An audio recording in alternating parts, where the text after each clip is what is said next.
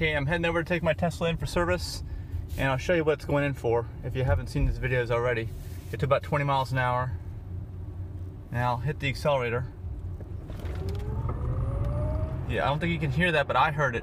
Something is not right there in the noise. Try it again. Yeah, it's right around 30 miles an hour where it does it. Sounds like something's loose in there, a bearing, or I don't know, loose suspension or something. It's never made that noise before. We'll find out what it is. Okay, here's the Tesla Service Center. Pulling in.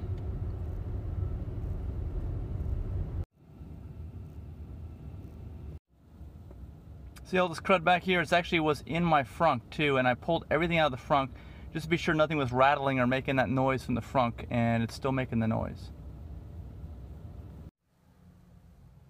Well, I just dropped the Model X back, or dropped it off at the service center, and unfortunately I went to test drive with the service guy there and I could not make the sound. It didn't make the sound.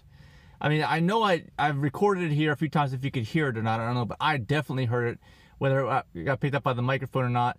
And like I said, I cleared out the frunk to make sure there's nothing in there, but it's not making the sound now. I think maybe it's because it's warmer out, I don't know. Maybe it only does when it's really cold and the car is cold, because I drove it, I don't know, 15 miles or so over to, or 10 miles over to the location. They're gonna keep it overnight though, and they're gonna try to recreate it, and hopefully they will. And if you know anything about this intermittent noise, it's kind of like a rattling noise almost under hard acceleration between 20 and 30, right around 30. Let me know in the comments, and hopefully they can figure this out.